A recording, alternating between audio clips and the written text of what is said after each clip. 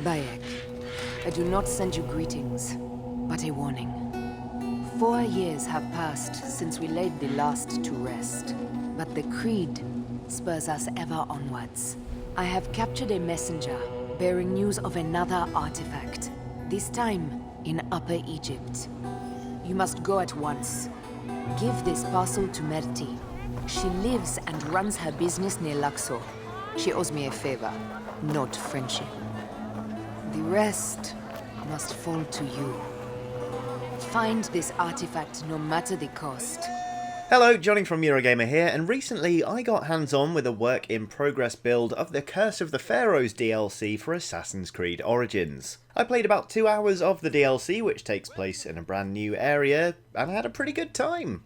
So I figured I may as well tell you what I thought. Spoilers ahead for the first few quests of Curse of the Pharaohs. What is this? The Pharaoh's curse! So, as you may have gathered from the title of the DLC, the Pharaohs are displeased, despite being dead. They've been wronged, stirring their anger from the afterlife, and they've decided to show their displeasure by way of a good old-fashioned curse. All across the new area of Thebes, which we'll get to in a minute, terrifying spectres are popping up and wreaking havoc among the general population. These shadows of the Pharaohs do pretty much what they say on the sarcophagus. They appear in the middle of villages or guard encampments in the visage of a particular pharaoh and start laying waste to everyone around them. Each time this happens near Bayek, you get a notification and a red icon on the compass at the top of the screen, guiding you to the site of the latest spectral appearance and giving you a chance to banish the shadow before it lays any more people to waste. In effect, the shadows are enemies with pretty sizable health pools, similar to some of the tougher customers you'll find in the forts scattered throughout Assassin's Creed Origins. There's a pleasing amount of variety between them, which helps to keep these encounters from getting too samey. One minute you might be facing a big bruiser with a giant mace, the next you might face off against somebody using a spear or even a shadow of Nefertiti. These ones come with a swift pair of dual blades that can dish out a lot of attacks in quick succession if you don't keep your wits about you. The heavy-hitting shadows especially provide a good level of challenge, although they also telegraph their attacks quite strongly, so keep your wits about you and be mindful of when you attack back, and you should be able to deal with most of them without too much trouble. That said, there are a couple of frustrations to do with these encounters, the chief being that the shadows disappear after a time, even if you're in the middle of a fight with one. If you take too long to reach an area, or waste too much time trying to dispatch the shadow you're fighting, then it might well just up and return to the afterlife, which can be quite frustrating. Nobody enjoys being robbed of a shot at victory, and the sudden disappearance of these adversaries, who, lest we forget, are pretty integral to the DLC story, can be pretty irksome. Once or twice I got a notification saying a shadow had popped up, only to find myself thinking, I probably won't get there in time, and that kind of breaks the immersion a bit. After all, it's kind of hard to take a deadly supernatural representation of a long-dead ruler seriously when you're starting to think of it as a train or a bus you might miss.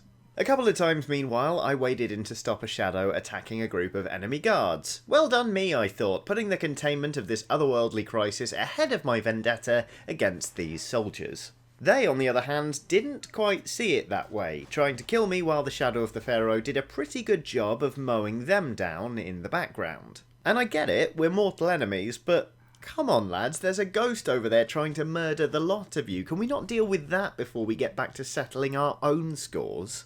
To be honest, this wouldn't have really bothered me very much if it weren't for the fact you never really know when a shadow is going to disappear, so standing idly by and waiting for it to clean up those enemy soldiers before you dash in and start a fight doesn't really feel like an option. These two frustrations aside, the shadows really are good fun and provide a nice thematic background to the main story of the DLC. Namely, as you might have guessed, that it's down to Bayek to investigate the source of these disturbances and do what's necessary to get things back to normal.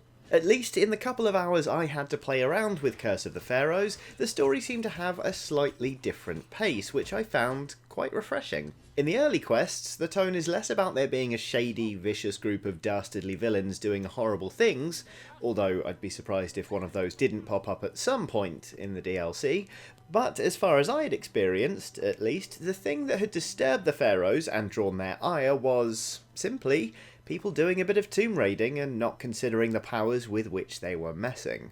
Anyway, the portion of the game I played involved investigating why Nefertiti in particular was so pissed off, finding what had gone missing from her tomb and then returning it to her. And it was nice to focus on doing just that, to be honest, zeroing in on righting a wrong without trying to chase down a shady organisation at the same time. That's not to say things didn't get weird, of course, they very much did, and I'll get to that in just a minute, but first I need to talk about the new area in which the DLC takes place.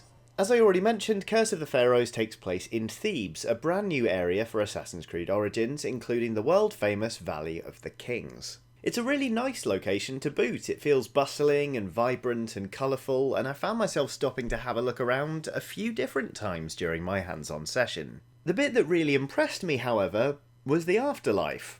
Told you things got a bit weird. As part of your quest to put Nefertiti to rest again and stem the tide of shadows popping in to butcher a load of innocent people, you fight your way into the afterlife in order to try and make amends and return what was stolen.